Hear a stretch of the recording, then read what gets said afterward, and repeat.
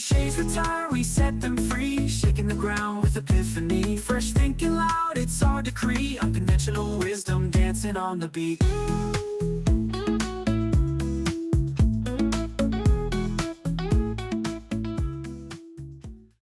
Hello and welcome to Unconventional Wisdom about conventional wisdom. I am here with Valerie Fenchel today, and she is an attorney and she has a family law practice, which she's going to tell us about. And then she is just going to extol her wisdom on us, and we are going to love it. Valerie, why don't you introduce yourself, please? Hi, Kim. Thanks for having me. It's a pleasure to be here. My name is Valerie Fenchel, and I run a family law firm. We're based in the San Francisco Bay Area. Four attorneys, not counting me, and I've been in business for a little over 8 years. Which is so impressive. Now, did you start at a bigger firm or did you start on your own? Yeah, when I graduated law school, I worked for a couple of firms before I started my own firm. And, I guess I worked for one medium-sized firm, but family law is generally a little bit smaller. The last firm I worked for, it was just two other attorneys other than me. So I felt like that was a great experience for me where I learned how to bring in my own business and manage my own caseload, and it set me up for success starting my own firm. Yeah, which is such a great thing because I think that is one of the biggest things that attorneys have difficulty with, which is bringing in their own client. Oh, okay. Yeah. Yeah, See which that. is not your issue, which is awesome. Okay, so before we get into the leadership part and the unconventional part, we are dying to know what song do you currently have play on repeat? So I know you were going to ask me this, and now let me look at my Pandora. So I'm a big Lizzo fan. Lizzo really just gets me going, and she really helps me exercise. So I like her Like a Girl song because it makes me run instead of walk. I love that. It's like girl power. I don't know. It's like it just embodies different, I guess, parts of me. Mm. Despite the fact that I guess she wasn't too kind to some of her dancers, I continue to listen to her music and it continues to motivate me. Yes, I would agree. She is quite motivating. You know what's funny for me is that so I do Zumba and I typically have somebody's instructing me, and there are so many songs that are on repeat all the time, right? That I have probably done the routines, I don't know how many times, at least 50 times, if not more. And do you know that once it gets started, I can follow it, but I have such a terrible memory for what moves go with what lyrics. Yep. Yeah, it's one of those things because every so often I think, ooh, I could be a Zumba instructor. And then I was like, oh, yeah, no, I can't remember the routine. Yeah, that is one of the reasons why I became a lawyer is I tried to be an actress when I was young and I had the energy for it, but I was so bad at actually following the choreography that I wanted to be able to like be on stage in the courtroom where you don't have to have choreography. Yes, Yeah. I love that. That is exactly. And in family law, you end up, hopefully you don't end up in court, but I think most family law attorneys end up in court a fair amount. Yeah, I think we end up settling the majority of our cases, but there's short cause hearings a lot where just to get our client financial relief or protect our Mhm. clients' kids, we end up in court from time to time, but we don't have to do choreography. Yeah. Oh, that's very funny. Yeah. Yeah. And I like Lizzo too. We have some choreography, some Zumba songs that we do to hers, and she's a great vibe. Yeah. Yeah. All right. Let's get into this. And I think the first question I think I would like to know, and our listeners are dying to know, is when you were growing up or when you were younger and you thought about being successful, right? Whatever that, whether you had dreams of opening your own firm or not, like I think you have an idea of what success is going to look like. And what I think I really want to ask you first is so you have that, and you have what you now know about running a successful law firm. And so, what did you think before, and what do you think now? Yeah. When I was growing up, I saw both my parents work really hard. They each had their own business. My mom had her own family law practice, and I just saw them really stressed and working hard. Mhm. And my mom still made everything from scratch.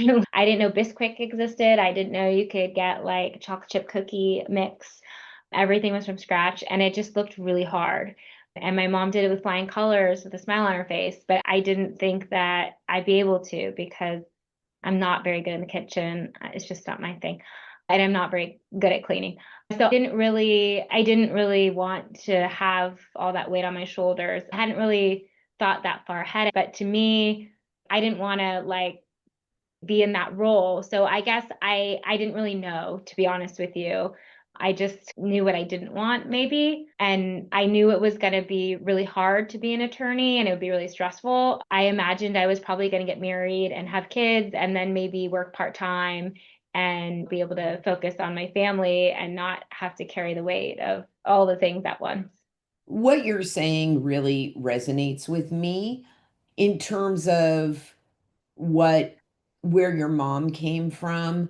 I think there was after the 60s and moving into the 70s, this idea that you could have it all, right? You could have a full-time career, be a full-time mom, do all the things.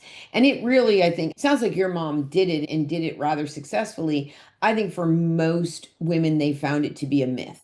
They could really do all those things. And it's so refreshing to hear you say, yeah, no, actually, not only do I not need to do it all, I actually don't want to do it all. And let me ask you this. Do you feel relative to your mom and what she created, it sounds like you had a healthy separation from that. No, I don't want to do that. Did you ever feel any guilt? Yeah, I think that now that I have my own firm and I have two little kids, it's funny. When I was younger, I always thought that it just looked like too much to carry. And I've shied away from taking it all on because it's honestly it's not possible. I've tried. Yeah, I've had guilt about having a nanny help with my kids and not being there for every milestone. I was so afraid I was going to miss my son's first steps. And I felt so lucky that I was there when he had his first step. I also actually have been finding a lot of joy now in doing the domestic stuff that my mom used to do that I always tell myself I never would do. Like I baked banana chocolate chip cake with my kids last weekend and it was so adorable. It's so cute watching them eat the butter. Oh my goodness. And measure out the flour, all this stuff that seems so tedious and silly, like when you're doing it with your kids, it's just, I don't know. So yeah, I do feel guilty that I can't do everything, but at the same time, like I also have to figure out my lane and my role with my family and in this world. And I can't be spread thin like a pancake because then I won't have enough to give to anyone. Which I think actually is a very hard lesson to learn, I think, at times. And even I will say recently for myself that I have really had to even just question my own scheduling, right? And thinking a lot of these things I am choosing, they are not things I have to do, they are things that I'm choosing to do, and yet feeling very like it's a lot. You know what, actually, speaking of which, was just such a funny thing, but I was actually at a spin class yesterday morning and I hit the pedal wrong and twisted my ankle. And I wasn't really sure how bad it was because I figure if you don't look down and you can walk, then it must be fine. And anyways, the long and the short of it is that I had a self-imposed rest day yesterday because I was like, oh, I need to really be like putting ice on this and keep it elevated so that it doesn't get really bad. And I was like, oh, that was actually a really good idea. Maybe next time I don't need to sprain my ankle before I take a rest day. Yeah. All right. So, as a successful leader, what's one thing that people assume you have figured out, but you still behind the scenes wrestle with? Yeah, I think everything.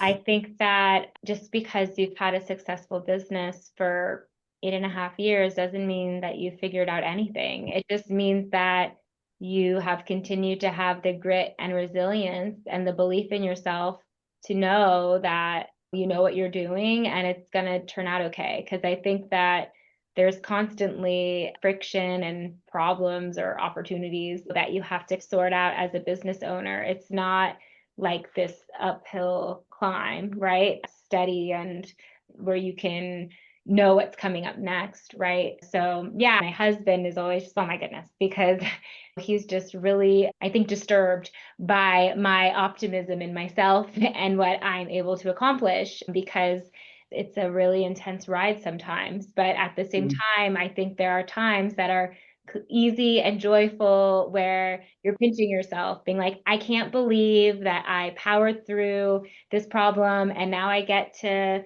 be with my family on vacation, and I have hired really incredible people to take care of my business that I trust.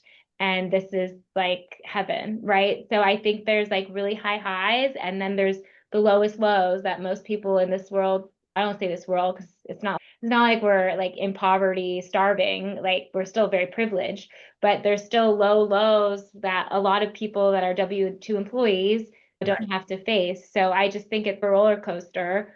And I think a lot of what I learned is just to be really curious about employees and why they do what they do rather than placing any kind of blame or judgment, because it's so easy to do as an employer, but you really have to take your ego out of it and make it more about supporting and caring about the people that you've hired that you know are doing the best they can, and just having really open, curious conversations with people and trusting your gut, and also being kind and generous as much as you can, right? There are so many gems in what you just said.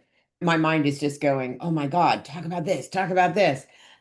I think the first thing that I want to highlight from what you said was having resilience.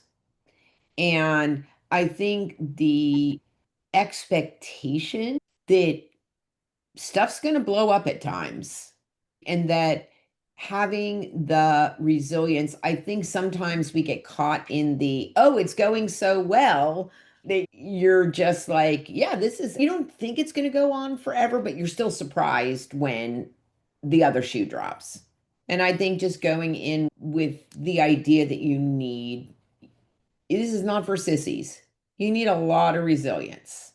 Yeah, which is great. And then I think the second thing that I think is just a huge gem for everybody, whether you own your own business or you work for somebody else and you manage people, is this idea of curiosity. To me, that is everything, right?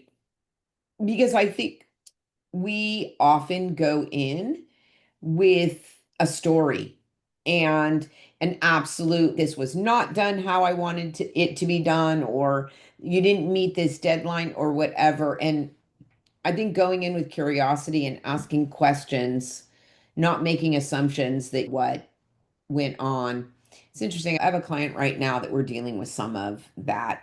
We're dealing with some of that issue where the business owner is very frustrated with a pretty senior person. And my question is, what action do you want this person to take? It's very easy to outline all the things that they're doing that you don't like. I think it's a different conversation to be super clear about what you do want. And also, I think that I've learned that it's not necessarily what I want, it's what's good for the business, because what I want is about my ego and my feelings and about wanting a friend or wanting someone to like me. Mm, And my business doesn't need that. My mhm. business needs people that are going to do really exceptional work to, effectively support our clients as really tough legal advocates and strategists. And it's not about me, and it hasn't been for a really long time.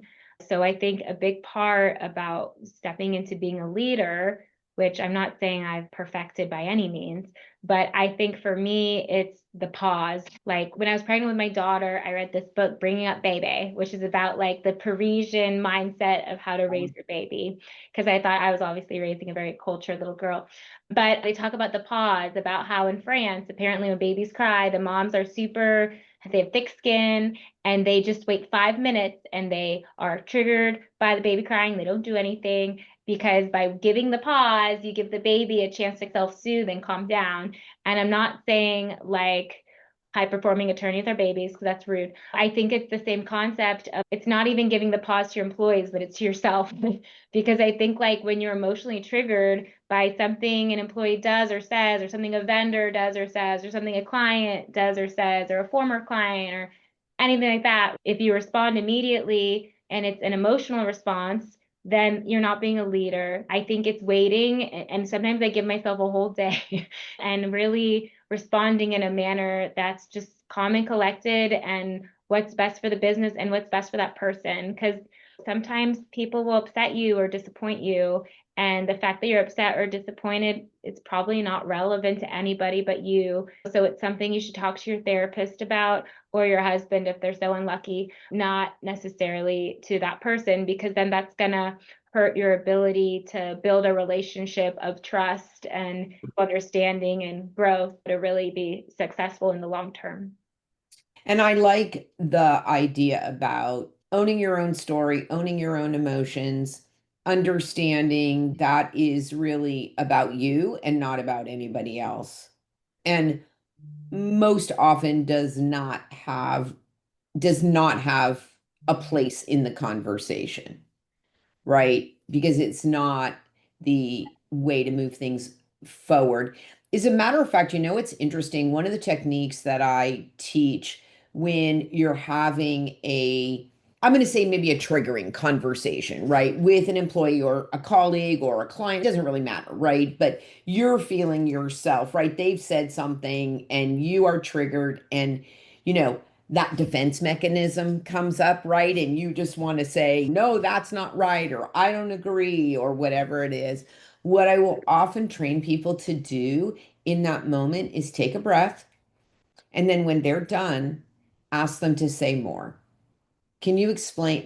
And you can't say explain that to me in a derogatory way, but with the curiosity, tell me more about what you think.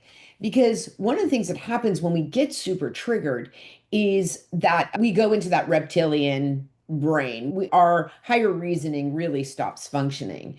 So, what then happens is that you actually really have stopped listening and you have supplied all the context from your own experience. And a great way to say, tell me more about that, or let me make sure that I understand. Can you say it again for me? Is just that it's an opportunity to calm down and also let them fill in their part of the story so that you really understand their point of view, which may confirm what you thought, but it actually most often, at least when I do it, I find that I've actually jumped to some conclusions. I've assigned some meaning to them, which was never their intention. And it's usually the opposite too, right? Like your employee has probably assigned some things to you, which you might find a little baffling, but I don't think Mhm. it's about proving anyone right or wrong. I think it's about figuring out how you can connect on more big picture goals. Because I think as the owner of the business, I no longer see it as my employee's job to make me happy or anything of that nature. I think it's my job to make them happy. And maybe that's impossible because we're all clinically depressed. I don't know. But I want to make them feel heard and supported and help them achieve their goals. I don't think it's about my goals anymore. I think if you want to have high performing people work for you, they're going to have their own goals and their own values. And it's just seeing where you guys can meet up in order to create this business that's going to check the boxes for them. And I think the other really great thing about what you're saying is that if their higher purpose and what they want to achieve is not aligned with the business, then it's so much easier to love and release them in the most positive way. I want you to have what you want. I don't think that can happen here. How can I help you on something that's going to be better? Because something that comes up all the time is keeping people for a lot longer than serves the business and them. I just had a performance review and or two of them with one of my attorneys, one of my paralegals. And they said, please, let's just hire really slow this time, Val, because if you hire the wrong person, it's not just a pain in the butt for the business owner, but it's toxic for everyone else in your company too. So we're all very determined to Mhm. find senior family law attorneys that really align with our values, Right. and it's only going to be a value add to everyone at my firm because we're really trying to step into our integrity and just do what really organically, energy wise, feels right for all of us. I love that. It's such a good and sometimes painful lesson to learn, but I think you just keep getting better and better at it, and it serves everybody. The I last, I yeah, don't know if I get better and better, Kim, but I think that there's just a lot of lessons to learn. there was always, right, there's always lessons to learn. Yeah. Although one frame that might be helpful, it sounds you've got this, but I think for the listener that's very helpful. So I find so often people are not willing to have that love and release conversation, and they keep people for a long time.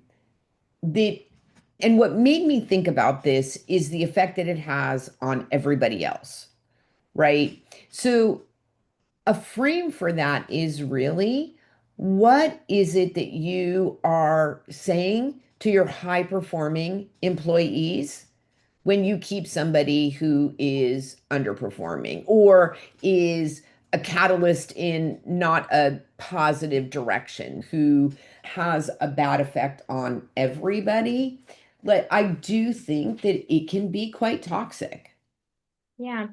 Yeah, I agree. I think that the people that choose to work at my firm they're very mission driven about wanting to really help people through their high conflict or messy divorce or child custody or domestic violence issues. And that takes a very special kind of person with a heart and a brain for advocacy. And I think if I hire someone that's not aligned, it really hurts everybody because it hurts everyone's kind of mission for excellence and empowerment. And we're not in our integrity anymore because we have meetings where we go over all our cases and our wins and that kind of thing. And we can feel it. We can feel the difference. Yeah, I think it's really important, but it's hard because I know like when I started my firm, I hadn't had employees before. And when you first start managing people, you don't really want to let them down, and you feel so connected, and it can be very hard to have that kind of conversation. But I think I found that the more honest and transparent I am with employees as far as their performance, usually helps them decide for themselves that they're not the right fit for. Right. Yeah. Honest feedback. Wow. What a concept. Yeah. Yeah, I mean I think that it's the nicest thing you can do for it's kindness, because I think if you're not authentic with feedback, then you're being dishonest, and then your employee doesn't know that they're not meeting the mark. So then how could they know to improve? So I think it's a two-way street. I'm constantly checking in with my employees. It's probably annoying for them. I check in and I ask if I could be doing anything better or how it's going, if they need more support, because I genuinely want them to be happy, because selfishly I want them to be happy. And I think it's a two-way street though. I agree. And you have hit on something I think that is just so important, which two-way street. Did you hear that, listener? Two-way street. I think traditional business and leadership, it's a one-way street where you give feedback to your employees or your team. It's interesting that you said that because I actually had this conversation literally this morning with my team to say, I, if there's anything I need to be doing differently, I want you to tell me. This is an open, this is an open forum. We need to be having two-way feedback. And I think that you have to reinforce that because it's so it's so not I was going to say untraditional. I don't even think that's a word, but it's so not how conventionally business works, right? And to really honestly say, how can I better support you? If there's anything that I've done that really irritates you, let me know that, right? Let's talk about it. And I think to do that with generosity and with integrity. Yeah, like when I started my firm and for the first 5 years, I had junior attorneys that I was training from scratch. And then it's a different dynamic because then it's more like Valerie and Associates. When you're training green attorneys how to go to Right, court and how to practice law and how to write a good email or a good letter or how to write a good pleading for court. And then it is more like alpha beta because right. you're really like, you have those power dynamics. But I think now at my firm, I hire senior attorneys that I consider them smarter and more capable than me. And so I just want to get out of their way so they can fully shine and do their best work and not feel micromanaged. It's not, you're right, it's not traditional. And I have struggled with that the past few years of, oh gosh, am I like doing a bad job? And that it's not that top down thing at my firm, but it's just who I am. And so that feels authentic to me. And if I did it a different way, I think I wouldn't be able to keep going, I think. I love that. So, if you could rewrite the rule book on leadership, what's something you would throw away and what would you replace it with? Yeah, I guess I just don't think there is a one size fits all to leadership. I think it's really figuring out what works for you personally and going with that and trying to hone your craft there and support your team as best as you can and provide a voice and validation in your community for whatever thoughts or beliefs you think are going to help Mhm. others thrive. I guess for me, like having a successful business and going through having two kids within 18 months and all those feelings and thoughts, I have found that it's been hard. It's been hard being a business owner while trying to show up as a mom of babies and stuff like that. And so I've just wanted to be like authentic on LinkedIn or wherever I show up to try to help others that might be going through the same thing. To me, I think anyone's kind of a leader. I don't think leadership is about owning a business necessarily, but I think it's how you show up for other people. And I don't really know what the set rule book is on leadership, but I guess for me personally, it's just doing the best I can, but also like making space for others to step into their leadership roles inside my company. I think that's something that's really important, at least to me. Yeah, I would agree. Somebody actually said to me today, we were talking about, so I'm certified in DISC, which are behavioral styles. And somebody said to me, oh, there's definitely like a profile for a leader. And I was like, actually, there's not. And that any style that you have and every style can be an effective leader. And actually when I do my DISC workshops, after I present on each different style, I always have a list of leaders and famous people who are in the different styles so that you can really see that this is not lip service. This is real. Everybody can be a leader. And I would like to dispel the notion that there is only one kind of leader. And you just hit my heart right where it is around authentically being who you are, because that's 100%, I think, accurate. Yeah, really good. Good stuff. All right. So, what's one conventional habit or like mindset shift that's helped you grow your business, do you think? Yeah, I used to have the mindset that I needed to make sure that everything done at my company was excellent and that the buck stopped with me. And I think that worked for a long time when my company was smaller and it was fine. Like I was able to do it. I had time, energy. But as my business grew and as I got a family, I changed my mindset about that. And I realized that it's not necessarily the processes and procedures that are going to make your company excellent. Because before I focused on the processes and procedures and then making sure everyone followed them to a T in order for everything we did, every touch we had with our community or our clients to be excellent. But then I learned if I hire the right people, it doesn't really matter what the processes and procedures are. I mean, it does to a point because we'll have to be aligned, but also these amazing leader kind of people are going to do as good or better than I would if they're given a lane and they're given like an understanding of what the goals are.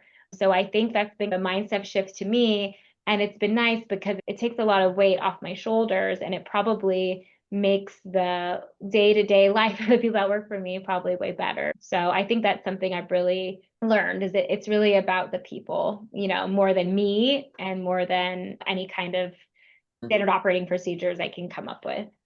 Right. It's such a big thing. I would say that as you've gone through these questions, you have hit so many of the things that are the issues that I am typically dealing with when I am working with coaching clients, right? And that idea that everything has to be done how I would do it is a standard that most people can't meet. And I think what you said is that, and they don't necessarily need to. If you're getting the outcomes, like clearly things need to be documented, right? It's not a free for all, right? There are standard operating procedures that have to be met, right? But does everything have to be done how you would do it? Typically, no. And I think if you give people more freedom and more bandwidth, at least, I don't know, with family law, if I give the family law attorneys that work for me more freedom and bandwidth to practice as they prefer and in a manner that makes them proud, what they do is incredible. And the way they serve our clients is incredible. And honestly, I've learned to more stay out of their way. And I feel like as a business owner, it's more to make sure they have the support they need. And it's going to be for things that I haven't thought of. So I have to ask and make sure that I'm doing what I'm supposed to do. I think when you hire high performing people, you give yourself a new job of making sure that they're supported. And maybe that looks like hiring another executive assistant to support or something like that, more administrative help. But at the end of the day, it's making sure that they feel like they're doing their best work. And it's just a different business model, right? It's not how everybody would choose to do it. It certainly works for you. And I'm excited for you. Personally, I love this, the way that you are approaching your business. And it's clearly working for you, right? You have a very successful firm and you're growing and all the things. It's awesome. Yeah, I All think right. So, I the Enneagram test where you like, I don't know if you're into the Enneagram, but I would yeah. really nerd out on the Enneagram. And I had my employees take it to figure out what personality type they are to know how to best support them. And I do it to myself too. And I have a 2-3 split. And so twos are helpers. So they really get self-esteem from helping others. And I feel like when I put my foot on the gas in that role, it makes me the most kind of fulfilled. That's just how I get joy out of running a business. But I know that my eights get a different kind of joy, right? And my peacemaker nines get a different kind of joy. So I think it just depends on how you're made, like how you're going to see yourself as a leader. And it goes back to your other point, which is really just being like being authentically yourself and figuring out how do you lead from there, right? That's awesome. Okay. So one last question for you. If you get imposter syndrome or like that self-doubt, where does that show up for you typically? And what tips do you have? What do you do to mitigate that?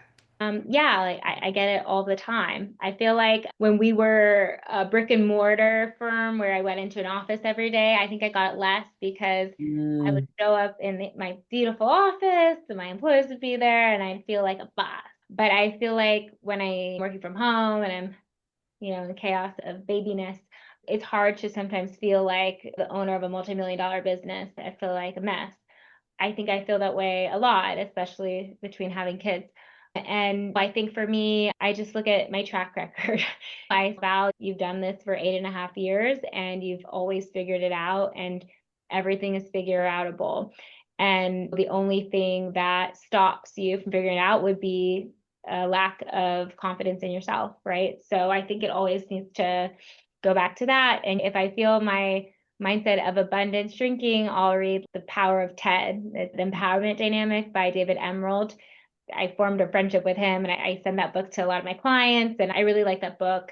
But I think imposter syndrome is just a part of life, especially I think owning a business or even being an attorney. I talked to a more junior attorney the other day, and she said, Val, I don't know what I'm doing half the time. And I can't wait for that moment where I feel like I know what I'm doing. I was like, I'm sorry to break it to you, but why it's called the practice of law. Like, we constantly don't know what we're doing, even when we really do, just because of that weight we feel of being responsible for the outcome in a case. It can be very scary. And that's why there's a power in having experienced colleagues and mentors and that kind of thing. But that feeling of self-doubt, or, oh gosh, am I really this person that other people see? I feel it's something that I continue to have all the time. And it also, again, it goes back to what you said about being a business owner. It sounds like it doesn't shake you because you know that it's there and you're going to continue to have it. And I love this idea around like the practice of law. No matter what level you're at, there's always things that are going to create that self-doubt. And the only way that it has power over you is if you put energy into it. So I love this because you sound, yeah, I have some self-doubt. I'm going to get over it because I just got to move on. And I think it's like I have an office manager who's been with me for a long time. And whenever I'm like, oh, Leslie, what are we going to do? She's always, let's just do what your gut says, Val. Your gut has led us to a very good path. And it's like having people like that in your corner to be your champion and have faith in you, I think is really valuable. Exactly. Yeah. And I will say that my husband is that for me. And he's just, Kim, of course you can do this. Of course you can figure that out. Right. And I'm like, oh, that's helpful. It is helpful. Right. That's very helpful in this moment. So, yeah, we do need those people. And I would agree, like having a team who believes in your ability to figure things out is really awesome. Yeah. My friend, we have done it. We have so many gems, so many really important things. And I am just enjoyed this conversation. I think you really do have a unique point of view. And I know that there are many listeners who could really take what you said and really apply some of that to their own lives. And that's why we do this. Oh, good. It's been a pleasure being on your podcast, Kim. Thanks for having me. You bet. All right, friends. This is Kim Miller-Hershon, Kim Miller-Hershon Coaching and Consulting. You have been listening to Unconventional Wisdom about conventional wisdom, where cliches come to retire and fresh thinking we inspire. So please do all the things, share, like, download, write comments. Val, thank you so much for being here and for taking the time to talk to us. We really appreciate that. And all of you, go out there and be a better human. Cliches retire, we set them free. Shaking the ground with epiphany. Fresh thinking loud, it's our decree. Unconventional wisdom dancing on the beat.